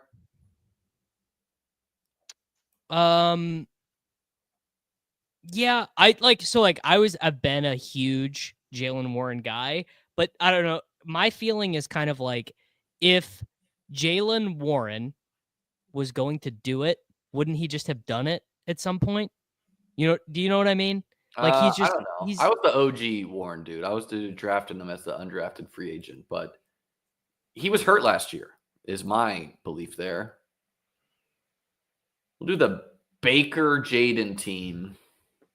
A little balanced team here. 2 QBs, 2 running backs, 4 wideouts. Build out depth. Call it a day. I'm not into Diggs' new price just because he signed somewhere. What do you think? Yeah, new price is insane. I mean, Stephon Diggs is going to be like Khalil Shakir on the Patriots or whatever.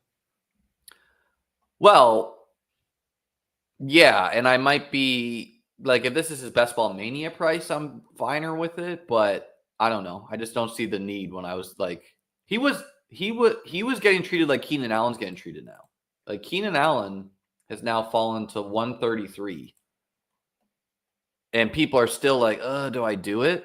And that was Diggs. God damn it, dude. Why did this guy? That's so annoying. James Conner, man. Gotta stack your Kyle. That's so fucking annoying. All right. Hey, be careful. There's been some steam at steaming in the chat. Talking about Spags and that guy. Yeah, I don't know. I don't know what happened. Trading death threats. Yeah. All I know is that the guy that was given Spags issue, I already had blocked. So that makes me believe that I'm a little bit more on Spag's side. I have no opinion because I have no idea what happened. But I would just say this: don't be mean to people on the internet. It's a bad idea. Don't spend your time doing that. For sure. Kirk, I'm actually not mad at you sniping me. It is not a big deal. Probably shouldn't have. I needed a wide receiver there more anyway, and I've got McCarthy live. This range is just so like I just never want to take like do I take Pacheco? Pacheco could be a great value, by the way, but yeah. The thing with Pacheco is, he's not going to have that good of a role regardless. His role is kind of like a Najee season. You know what I mean? Like, he's not going to be the passing down back. They don't run that much at the goal line historically. So it's like you're drawing at like a 57% chance of having a role that's like pretty good, but not great, but he also might be hurt. And they also re-signed Hunt. They signed Mitchell. They're definitely going to take at least one guy. Like, they're definitely taking at least one running back. Now, I don't know if that running back is going to be good. I don't know if that running back is going to be bad. I don't know if it's going to be a big guy. I don't know if it's going to be a passing down guy, but they're definitely taking at least one guy and then probably bringing in a UDFA. So I have a hard time with Pacheco. Yeah, it's hard to get out of mind that he was closing as like a second round pick in Best Ball Mania. Yep. Like people were excited about him, right? And I wrote how his new price was like egregious because he opened with like James Cook and Rachaad White at the 5-6. Those guys stayed there or fell in Rachaad White's case. And Pacheco climbed to like the second And I get the uneasiness, but I don't know. He seems fine to mix in. Like him and Ramondre are the two where I'm like, I don't really want to do it, but I can see how this could be pretty good. Yeah. Honestly, like that's totally valid. I'm like, I've been lighter on both of them, even at decreased costs. I could definitely see Ramondre owning my soul. Just like the Patriots are like, dude, we have too many. We need offensive linemen. We need defensive linemen. We need wide receivers. We don't have a backup quarterback now. Like we are just dust. We cannot spend a priority pick on a running back. So it's just like Ramondre, Antonio Gibson, and Brashard Smith or whatever. And like that is the backfield. And Vrabel wants to run the ball, and it's like we open our eyes and all right, 270 carries for Ramondre, and you don't have any. Congrats, you lose the big board. Yeah, he could totally Josh Jacobs you. Or like they take Damian Martinez and he like fumbles on the second snap of the game, and it's like, see you later, dude. Like I think Vrabel would not be lenient to rookies in any sense. Yeah, they never had a rookie running back in Tennessee to my memory. It's just when you're trying to like instill a new mentality, if you would, you're not usually lenient with folks. Yeah. I mean, I also disagree with the people who say Stevenson is bad. Like I think Stevenson's like a pretty fine NFL running back. He got paid just like last year, right? Mm-hmm. And I was a Ramondre drafter last year. I learned my lesson. I was 2 years ago, which is really bad. That's when he was like a third round pick, but not really as much last year. My most Ramondre drafting was as a rookie, but it wasn't because I'm sharp and I know ball. It's literally because he went to the University of Oklahoma. Well, I was all over him that year, and I was getting in fights with Rudman about it because he's like, no, that was the best ball mania year. He was on several of my teams that reached the finals. And I was just into him because he was a big dude. And the narrative that year was you can't draft rookies in a Bill Belichick offense. And that was like one of the first narratives I took aim at. Obviously can't take a rookie in the Bill Belichick offense. Can't do that. Can't do it. Running backs. Can't do it. Learned our lesson with Polk and Baker, I think. For the Patriots. Was Belichick, but the narrative was running backs, but then Ramondre was pretty much a league winner down the stretch. Dang, didn't get Fields either, bro. So it's just not my day. All right, let's do Fields and Bo is a fun pairing. It's like the same thing. Jordan Mason. I can't. This is a price on Jordan Mason. We'll live a little. We'll do Drake May. Yeah, this is where pretty much I have Mason ranked. We'll do Mason, and you know what? I'll just do 2 tight ends. I'll do Tucker Kraft. Kind of light on Tucker Kraft. I do these types of builds all the time. Not with McBride exactly, but like I'll do Jonnu Kraft, Njoku Kraft, and just call it a day at 2. Yeah. The thing is I like the third tight ends, I guess, is the thing. Like I like those guys to me. I'm like, I can see those guys being better picks. I like a lot of these guys too. Like I really like Harold Fannin. I like Gesicki. I like Kate Otten. I like Bretton Strange. But I don't know. It's just like if you have drafted 2 tight ends who are good and you show up in the finals, what are you probably going to want? You're probably going to want a wide receiver or running back that separates you almost always. Yeah. Yeah. Facts. I'm going to take, I thought you took Mason. Oh, you went tight end. I went tight end. Yeah. Mason's a guy I have my bags packed. Cheap, that's the thing is I started taking him after you kind of talked me into him, and now I'm getting like real sticker shock. But like, what is the functional difference between him and Bigsby, except that Mason's a better bet because we've already gotten coach speak about how literally No, literally the only difference is that he was cheaper. That's Yes. it.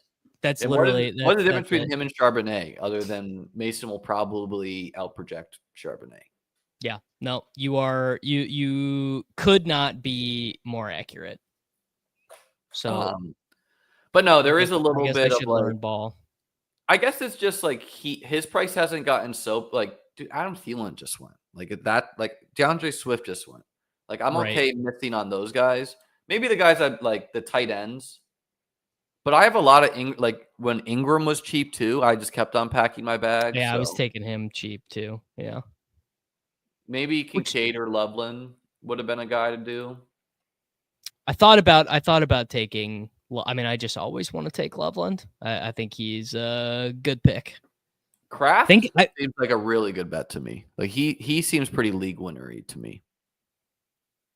Kraft. I mean, we got the coach speak on Kraft. What did LaFleur say? LaFleur said,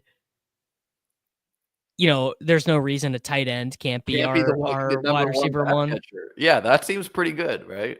Yeah. Yeah. All right. Like Kincaid, I think I would like more on a PPR site. Same thing with Evan Ingram. Probably the same thing with Loveland. Like these are guys like if things click for them, they're doing it with a lot of targets. Kraft though can just get in 40-yard. Like remember those Luke Musgrave ones, man, where he like fell down on like 80-yard touchdowns. Kraft did score a 70-yard touchdown last year. Musgrave fell down on like 2, is what I remember his rookie year.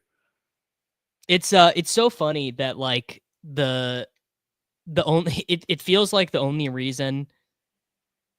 Well, it was a weird dynamic between those two because Musgrave started when they were both healthy. All of Was their a higher rookie years. pick too? Was like a second Yes. round versus a third round or something. Then Musgrave got hurt and Kraft started playing, and I don't know what the coaching staff saw, but ever since Musgrave had that injury, Kraft has been the starter, and we got thrown off the scent because Kraft got injured. He had that torn pec muscle last offseason, but then when he came back, he was immediately ahead of Musgrave, and then Musgrave got injured. Yes, and I could see Musgrave being something in the offense. Like I could see him fully healthy now, like having like a 500-yard season because again, like he did do some good things his rookie year, but Kraft seems like he could be one of the best just tight ends in the NFL, which is not what I would say about Musgrave. Yeah. Like I think Jordan Mason went, and then Tank Bigsby and Tajay Spears. These are guys who are probably 2s as well, right? Yeah. Maybe I should have taken Mason there anyways because I'm thinner at running back, but be the change you want to see in the world, Liam, and I might just take 7 running backs. I do that a lot too. I mean, like, so many people are building 4 quarterback teams because they're like, look, I have 2 extra rounds. I can do whatever. Simply take more skill players would be something I would recommend more. What, taking 2 of the onesies? No, like a lot of people build 4. I think I need wide receiver more than running back. So I'm going to take Romeo Doubs. He's Romeo Doubs is always the, like, for me, I'm like, I need a wide receiver who's just like, I need a chaperone, like I need a wide receiver chaperone to protect my room. It's always Romeo Doubs and it's never Quentin Johnston. No, yes, same. He's a eat your veggies, He's a eat your veggies guy. Yeah, eat your veggies. Yeah, he is vegetables, and I don't know. Like, would it surprise you at all if Quentin Johnston is like literally a reserve player for the Chargers this year? No, I literally think if DJ Chark did not get hurt in the last preseason game, he would have started the year on the bench. Yeah. All right. I'm living a little. I'm having fun. I'm going to do round 12, 13, Giddens Harvey. I think that's quite good, actually, to pull these guys up because they're almost always paired here, 14, 15. So whatever, you didn't take Tootin or whoever this time, right? Neil was with my rankings, but yeah, whatever. You passed on to I think it's pretty good to get just a little bit weird. All right, what are you gonna do here? You taking a rookie running back? I don't know. Your boy Ford got snapped from you. I know you're punching air right now. People are I've seen other people into Ford too. Crane was making a big Ford bull case yesterday. I mean, look, it's logical just to follow the GOAT, just I'm into Ford, just follow the line here. I think like Dallas Goedert, I think the hate's gone too far. A trade would be good for his value. Like when the big board first opened, I was building teams with Goedert as like 2 tight end teams with Goedert, right? Yeah, a trade, so the thing that happens with Goedert is either Goedert stays in a low volume situation that people have liked him in fantasy and before because of the touchdown potential, or he goes to some team that is going to project for 150 more throws than the offense he's on. Yeah, like New England would maybe not be a great place, but maybe not a bad place either. If it's like Goedert, Henry, like they're doing 12 personnel. Same thing with Seattle, like 12 personnel. I just like who is trading for Dallas Goedert and what would they give, Who is trading for Dallas? That is a great question, Liam. Who is going to trade for Dallas Goedert? The Rams, maybe. Rams would make. I mean, he is 30. I don't think the Eagles would trade to the Rams though. You want to know the funniest team that could trade for him? Who? The Colts. The Colts say we're done playing 9 different guys. Let's just get one guy, and it's Dallas Goedert. He would then be priced around like Dalton Schultz. Yeah. He'd be. The Chargers would be a good spot, but they signed Tyler Conklin. He would dust Conklin and these guys immediately. The Chiefs contingent plan. There was like what did Dallas Goedert's peak dynasty value hit in the tight end market? Did he hit like tight end 3? Oh, high. Yes, people. So, which when is funny was cut or whatever. When Ertz was there, but then got injured in 2024, Goedert had 600 yards and 5 touchdowns, and people got frothy for him. Yes. Yeah. His dynasty value got high. Yeah. But I don't know. I don't know how the dynasty market treated like George Kittle. Like were they Goedert was the original McBride. 100%. He kind of was, yeah. Yeah. Seahawks could honestly really use him. Seahawks could actually really use Dallas Goedert. Yeah, the thing is like I think this AJ Barner kid can play some. And I don't like Noah Fant's still on the team. I don't know. Like Noah Fant should have been cut for the same reason Evan Ingram was cut. The inconvenient truth. But he's not been cut because he's getting paid way too much money. Right. So I don't know. I don't like Denver bringing in Goedert would have been fun. Obviously they didn't. I mean, Ingram is like, I don't know, a better fit for that style of offense or whatever. Does Atlanta get rid of Kyle Pitts and just go with Steady Eddie, Mr. Goedert? Kyle Pitts on the Eagles. I could sell myself on that, brother. He's who's the tall wide receiver for them? Johnny Wilson. Yeah, he's the Johnny Wilson. I saw a very funny thing on Twitter, which is some guy. This has gone too far, by the way. J.K. Dobbins, pick 163. This is good value. Yeah, that's rational, I think, on him. After Braylon Allen, dude? Yes. That is the range where I'd start thinking about taking him. Were you talking about the Johnny Wilson hinge thing or what? Yes, and some guy quote tweeted the image with a professional Super Bowl champion wide receivers on the dating apps. Like, what fucking chance do I have? It's tough out there, brother. Are you Goedert to the Giants? That could make sense. I mean, it's a divisional trade, but that could make sense. Divisional trade, team on their last hurrah. I don't think the owner would sign off because anytime the coaches are going to get potentially fired next year, you don't let them like trade future draft capital. Right, but the draft capital is not going to be that high, right? Yeah. I mean, I guess like, yeah, like if the Commanders still have cap space, maybe they should just do it, man. Just pair him with Ertz. Run it back. Run it back, dude. Run it back. Oh man, this is a tricky situation for. I'm not into Chubb. He wasn't good at all last year, and then he got hurt in like the last. Chubb is you know, I mean, it's a sad cautionary tale about the sport of professional football, but he probably is done as an NFL player. This would feel bad, but I don't know, man. Does it feel that bad? Most Justin Fields pass catchers feel bad to me.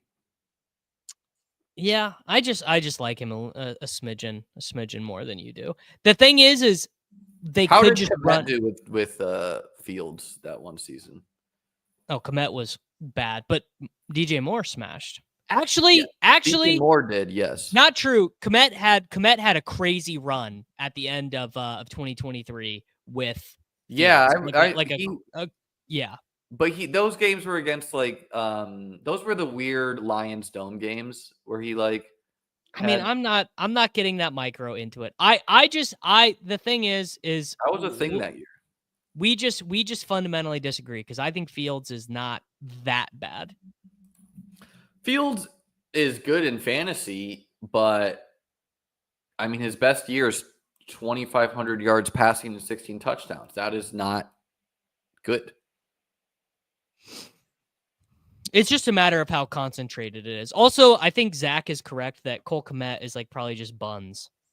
Like he's like, I just don't think Cole Kmet is like that good of a tight end. Yeah, and I mean Dallas Goedert is not George Kittle, but he's not bad. He's fine. Yeah. What's your vibe on Anthony Richardson? I almost took him in this one, but mixing. The thing is I was jamming him early at like elevated prices. So this is it's fair. like, yes, being Jalen Hurts third. I mean, the thing is it depends. Like Jalen Hurts third option in 2023, good. He threw 580 times. Like, sure. Do people know that the fucking Eagles threw less than 400 passes last year? I mean, that's crazy, dude. That is so low volume. It was always supposed to be contingent upside with Goedert as well. Right. I mean, he's got that. Like he's got both things.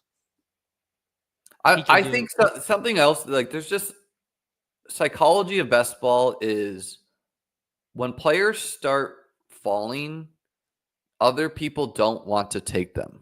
Right. Whether the fall is logical or not. Right. So Goddard's just been falling. Everyone's been doing the drafts. They're like, do I want to take the falling? Like, no one wants to feel like they're catching the falling sword, right?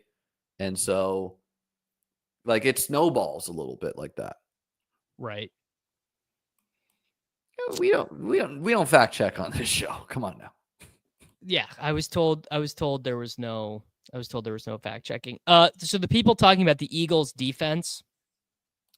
First off, I meant just need like 3 dudes to get hurt. If 3 guys get hurt, they transitioned like half their starters are gone. Yeah, their D line is not, but a lot of their corners left. Like it's just I don't know. People tend to think that whatever they just saw will be the thing that happens again, and that just very rarely does it work that way. In reality, you know. It is weird how, like, the order of Trey Benson, Blake Corum, Jalen Wright, Ray Davis, Braylon Allen, just like they all seem the same, similar bets, you know? Yes, it'll just be whoever, whichever. Like, look into the future ball. Tell me your future ball. Look into your crystal ball. Tell me which starting running back gets injured, and I'll tell you who the best pick in this range is. Well, I would say Corum has more risk of the Rams being replaced, taking Henderson, right? 100% agree. Like they are, that system of people are live to do that any given week. Yeah. Yeah, 100%. I think I'll take Hunter Henry. He's a very vegetable guy. There are like legit times last year where people were, I mean, literally like the past couple of years where people were victory lapping Hunter Henry, like having exposure to him. So I don't know. mean, he did get a bazillion targets. He led, how many tight ends lead their team in targets? Yeah, but his ADP is 190. Chigakonko just won, right? So it's like, right. What I'm saying is people weren't excited and now he's free, Yeah. All right. What am I going to do here? Ate my vegetables. Corum. How am I on wide receivers? Purdy and May. Kyle Williams could be a Patriot. And I don't know I'll if we want take. that.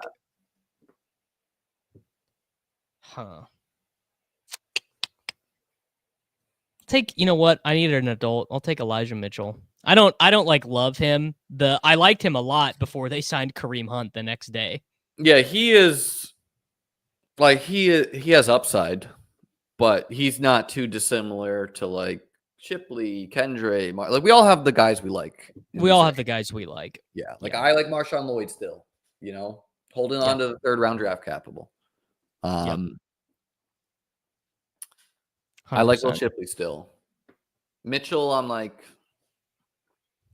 he has the speed, so that's always nice. You can get those spikes, but I don't know. Chiefs are kind of weird this year. I mean, they fucking stink. Like, are they ever going to be a freaking top 5 offense ever again? Like, where's Eric Bieniemy, man? Because Matt Nagy is not helping things. Well, I think the thing is like your O-line is no longer good, right? That is like, I don't know. It's we've done this before, and then they figured it out. They traded away old guys. I like Veach, like kind of always figures out the offensive line. Like the Chiefs defense is really nice, and then there's also like your offense is either awesome if Rice is healthy, or it's concerning if it's just Worthy and whatever, So I kind of think that they could, like the Bills have been bringing in a lot of wide receivers. That makes sense to me too. And they've been bringing in guys way more in the mold of Matthew Golden, which makes sense as what, like they want fast guys, right? Which makes sense when you're like got Keon Coleman and Kincaid out there, right? Guys who are not stretching the field. Yeah, they need a Golden. They need an Isaiah Bond. Isaiah Bond. I could definitely see Isaiah Bond landing in Buffalo. I could see Isaiah Bond landing in Buffalo and then being like giga ass. Yeah, I don't know. It feels like, who's the last wide receiver the Bills drafted? I guess Shakir is a clear hit. Well, he was a 5th round pick. Yeah. Gabe Davis was also pretty, like, Gabe Davis is not a special talent, but for a 4th round pick, that is a sure. Gabe was a hit for what they spent on him for sure. No doubt about it. Nearly won the Super Bowl with like Gabe Davis out there, No, I don't like. Who nearly won a Super Bowl with Gabe Davis out there? The Bills, man. Like the Bills did not nearly win a Super Bowl, Liam. When did they They beat the Bengals. They beat the you got a connection.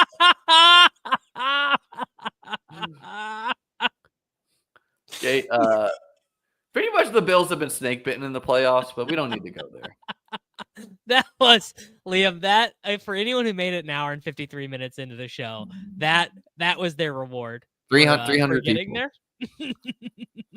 Not closing the door on a year 2 Keon bump. Honestly, I could believe anything in Buffalo right now. Like, I believe in Shakir. I think Keon could be better in year 2. No, I agree. Like, I could see it going a lot of ways though, right? Like, it's just, who else is just like a jump body specialist who is okay at slants as well? Like, who's a comp that comes to mind? Mike Thomas. Big like just a guy who can win on 7-yard slants. But Keon is not that level of slant dominant. He's a really good jump body guy. I mean the guy you'd want it to be would be Mike Evans, right? That seems George Pickens. George Pickens. I mean, what is George Pickens, man? You want to remember a funny thing that I guess George Pickens just like needs to run better on touchdowns. DK Metcalf at Ole Miss. I was just doing this yesterday on stream, and I'd totally forgotten. He played at Ole Miss with Nick Brown and Dawson Knox, but he never was even.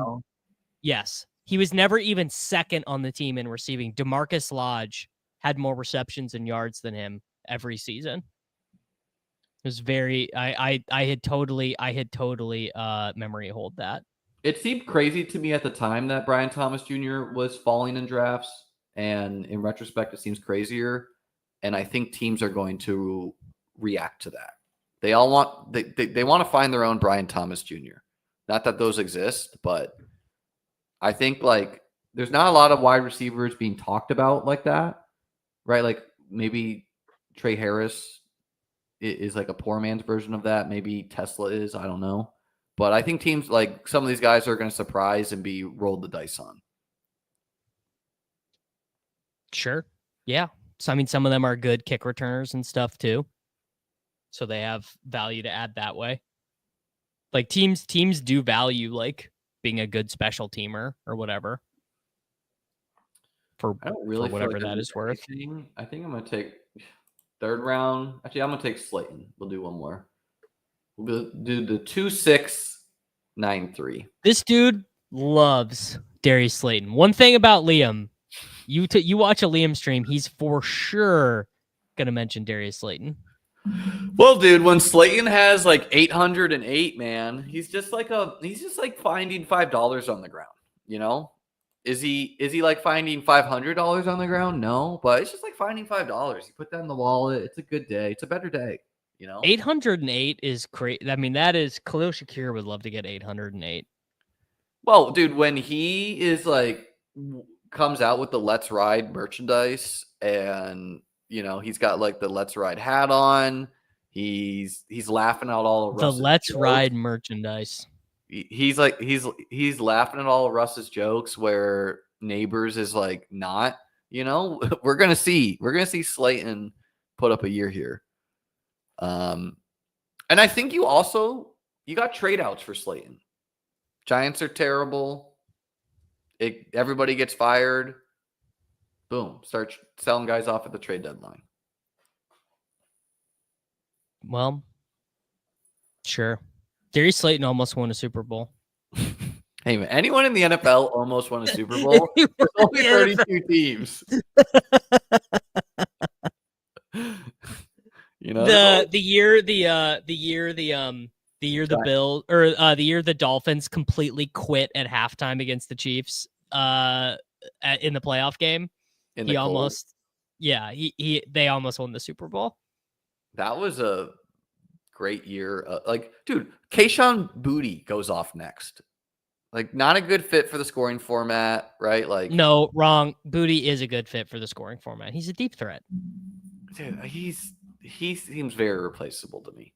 Well, that is true, but he is a fine fit for the scoring format. What's the functional difference from Darius Slayton and Michael Wilson, other than that Darius Slayton's going to outscore Michael Wilson by like 60 points?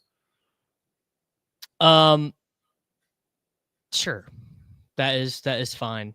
I have no disagreements. It's just like I've never been that passionate about a 29-year-old wide receiver 4 for Russell Wilson. Well, Moonball Russ, man. Moonball dude. Jameis. Moonball, dude. Well, what about if Dante Thornton is the better Moonball merchant? Here's the thing. You don't want your quarterback to be too good when you're trying to get these Moonball guys. Because against the good quarterbacks, they sit back and cover 2.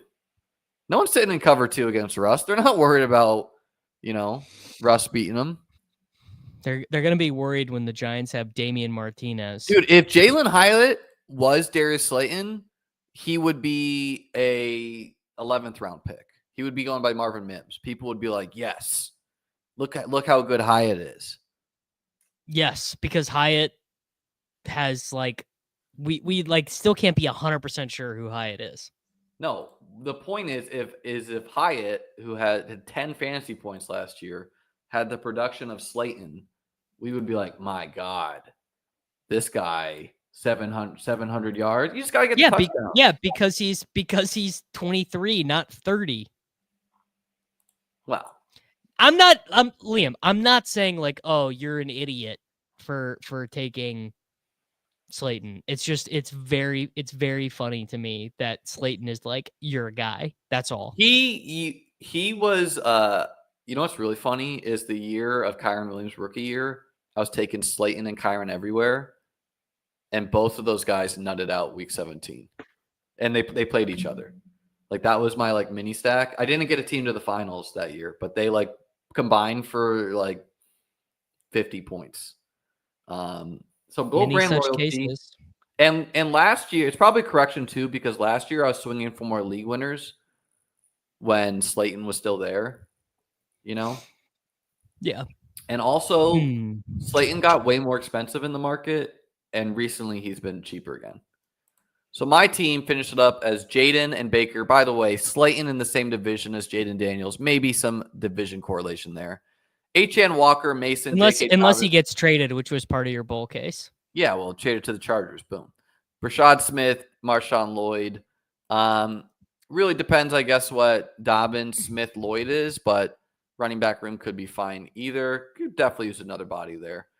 Brian Thomas, Terry McLaurin, Chris Godwin, Khalil Shakir, Marvin Mims, Romeo Dobbs, Jalen Noel, Jalen Royals, Darius Slayton. Nice mix of rookies and some spike week guys, some high-end talent. Jonnu, Goddard, Henry. Fine tight end room. 2-6-9-3. Davis. I see Derek Carr was your last pick. What you got here? Yeah, because I have Shaheed. All right. I did Brock Purdy with Ricky Pearsall. I did Drake May with no one. Maybe Io Manor. Maybe Kyle Williams. Maybe Tet. And I did Carr with Shaheed. Kyron, Caleb Johnson, DJ Giddens, RJ Harvey, Tyler Algier, Elijah Mitchell is the chaperone, Taj Brooks, Jamar Chase, Tet, Jordan Addison, Ricky Pearsall, Rashid Shaheed, Alec Io Manor, Kyle Williams, Trey McBride. This is a crazy thin wide receiver room, by the way. Yes, yeah, it is. Yeah. I took, who did I just take with my last pick? The last pick is not displayed. Oh, I took Curtis Samuel as my Ray McLeod level dust ball. But yeah, basically I think in these style of teams, rather than just continuing to draft wide receivers who I think suck, is you make the bet at running back and say Chase and Tet and Addison and Pearsall, I'm just going to get what I need there. I mean, this is probably a suboptimal way to build. And frankly, instead of taking, I guess that's the price you pay for the elite tight end, right? That's the price you pay for taking McBride, is you feel bad about your wide receiver 3 in an individual week. Yeah, wide receivers miss time too. So it's just like, you probably need another, like Tet misses 3 weeks, you're dead or whatever, Yes. No, literally. Like this team, if Tet is either not a hit or misses a month, or if Jordan Addison gets a drunk driving suspension, this team is not advancing. I think I would have not done Carr. I would have just gone Purdy, May, and taken one more wide out. What if Carr Shaheed is what you need in week 15? Well, then I wasn't winning with that team then, All right, Davis, we've done it all. We've told the people who's winning the Masters. If you just caught up, check the beginning there. Davis called out the winner. He said Spieth was taking it down. Just kidding. I did. Called out the chalks.